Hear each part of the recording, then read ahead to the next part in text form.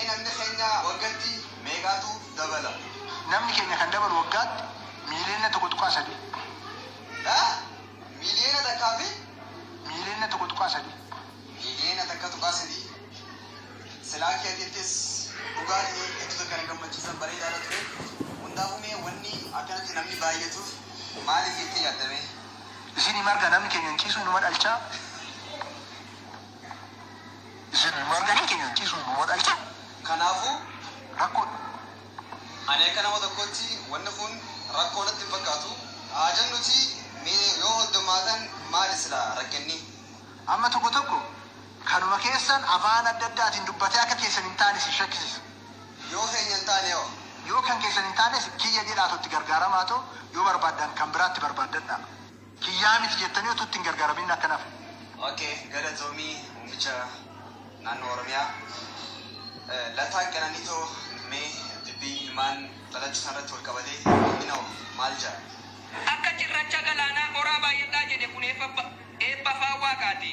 Gonkumaan dhagayinaa isa jarroo deessitu waa'ee karoora maati.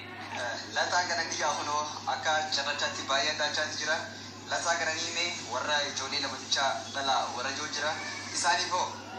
Ijoollee lama malee dhalchiinaa inni jedhu gatiin qabu hundisa maal 20 yoo dhalchitan isa sinii guddisa.